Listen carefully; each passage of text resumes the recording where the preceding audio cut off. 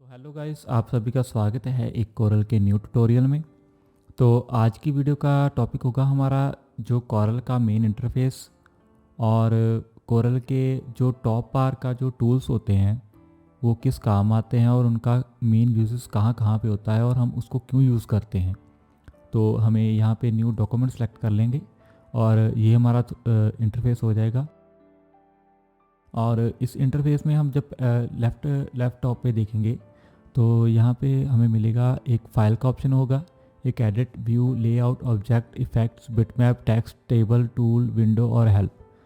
तो बेसिकली आज हम इनको नहीं हम यहाँ से स्टार्ट करेंगे कि इन टूल्स का क्या काम है। ये जो टॉप बार है ये तब यूज़ होगी जब हम कोई वर्क करेंगे। तो आज हम वर्क को नहीं देखेंगे, सिर्फ इन टूल्स को देखेंगे कि मेन ये किस काम आएंगे। तो बेसिकली ये जो है ये हमारा है न्यू डॉक्यूमेंट के लिए। देखिए आपको नीचे दिख भी रहा होगा जब मैं उसको कर्सर को उसके ऊपर लेकर जा रहा हूँ तो स्टार्ट ए न्यू डॉक्यूमेंट।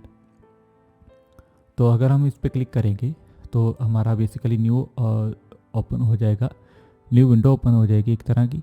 और ये हमारा पहला था जो मैंने मेन ओपन किया था और ये दूसरा है। तो बेसिकली ये होगा न्यू डॉक्यूमेंट के लिए। बेसिकली जैसे ही मैं कर्सर ऊपर लेकर जा रहा हूँ तो ऑप्शन आ रही है ओपन की, तो नीचे आ रहा है ओपन एन एग्जिस्टिंग डॉक्यूमेंट। तो मतलब कि अगर आपके पास कोई भी किसी भी तरह के सॉफ्टवेयर एडिटिंग सॉफ्टवेयर की एक्सटेंशन की फ़ाइल पड़ी है तो आप उसको ओपन करना चाहते हैं, कोरल में ओपन करना चाहते हैं, तो बेसिकली आप यहाँ पे क्लिक करेंगे और किसी भी तरह की आपके पास अगर कोरल की फ़ाइल है तो उसको आप यहाँ पे इंपोर्ट कर सकते हैं। तो ये जो हमारी सेव की ऑप्शन है, क्योंकि अभी हमारे पास कोई वर्क नहीं है तो बेसिकली इसीलिए ये शो नहीं कर रहा अभी, तो हाईलाइट नहीं है इसीलिए ये। और हमारे पास अगली ऑप्शन है ओपन फ्रॉम क्लाउड। अगर आपके पास कोरल की क्लाउड की स्टोरेज है तो बेसिकली आपने उसमें कोई डॉक्यूमेंट को अपलोड किया है, उसको आप ओपन करना चाहते हैं या उसमें एक्सपोर्ट या इंपोर्ट करना चाहते हैं, तो बेसिकली ये दो ऑप्शन उसके लिए होंगी।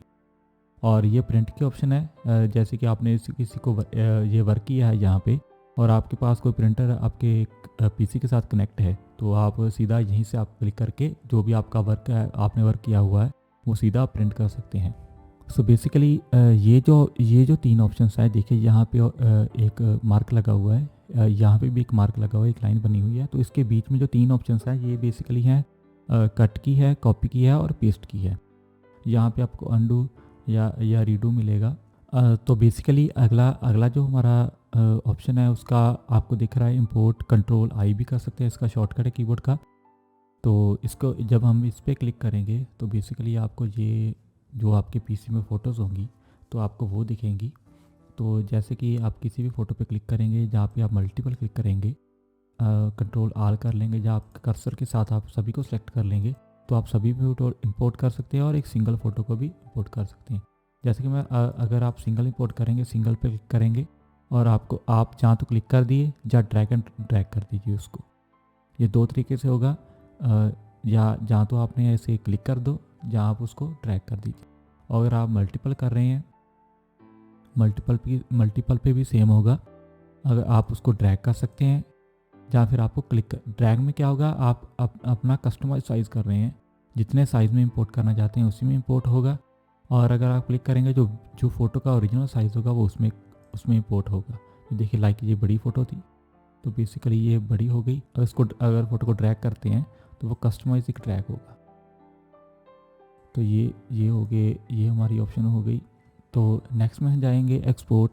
अगर आपने कोई भी वर्क किया है, लाइक मैं यहाँ से एक फ़ोटो को ले रहा हूँ और मैंने इसको इंपोर्ट किया, F4 किया जूम इन के लिए और मैंने इसको एक्सपोर्ट किया। और आप किसी भी फॉर्मेट में आप उसको सेलेक्ट कर सकते हैं जैसे भी आपका वर्क है, और जिस भी वर्क में आप उसको एक्सपोर्ट करना चाहते हैं तो उसमें आप एक्सपोर्ट कर सकते हैं। पीडीएफ है, publish to PDF, export as a PDF. तो आप अगर आपने वर्क को पीडीएफ के तौर पे किसी को देना चाहते हैं तो आप उसको पीडीएफ में भी कर सकते हैं। तो ये जो ऑप्शन है ये है जूम की। आपके ये जो पेज है, मेरा कर्सर आपको दिख रहा है, ये पेज है, आप उसको कितना जूम करना चाहते हैं। तो बेसिकली ये आपका जूम लेवल हो गया पेज का। और अगली ऑप्शन है हमारी फुल प्रीव्यू। जैसे कि आपने कोई भी यहाँ पे वर्क किया है, अगर आपने ऐसा ही सिलेक्ट किया है और आप इसी को जूम करेंगे, प्रीव्यू फुल जूम करेंगे तो बेसिकली ये ऐसे होगा। तो बेसिकली अगर आप शेप को सिलेक्ट करके इसको जूम करेंगे, F4 है इसका शॉर्टकट की, F4 करके आप इसको जूम करेंगे और फिर आप फुल प्रीव्यू पे सेलेक्ट करेंगे तो बेसिकली आप वही प्रीव्यू मिलेगा जिसको आपने फिट टू जूम किया हुआ था। अगर आप कीबोर्ड से F9 दबाएंगे तो आपका बेसिकली जो पेज है जो फुल प्रीव्यू में जाएगा। तो ये रूलर है हमारा, ये हमारा रूलर है और इसको हम हाइड अनहाइड यहीं से कर सकते हैं, शो कर सकते हैं, हाइड कर सकते हैं, यहीं से कर सकते हैं। तो ये हमारे शो ग्रिड्स हैं।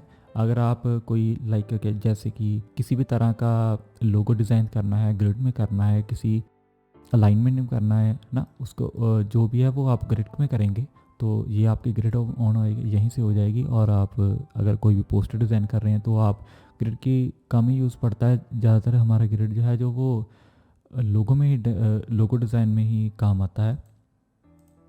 सो बढ़ते हैं हमारे नेक्स्ट टूल में जो है हमारा शो गाइडलाइन, शो और हाइड गाइडलाइन। गाइडलाइन का मेन मकसद क्या है, जैसे कि मैंने यहाँ पे ऑब्जेक्ट सेलेक्ट किया, अभी मैं इसको जूम कर देखिए, ये मेरे को शो कर रहा है सेंटर है, ये मिड पॉइंट है, ये नोड है और नोड है, ये मिड पॉइंट है, इस राइट का मिड पॉइंट है, ये लेफ़्ट का मिड पॉइंट है, ये ऊपर का मिड पॉइंट है, ये और नीचे का मिड पॉइंट है।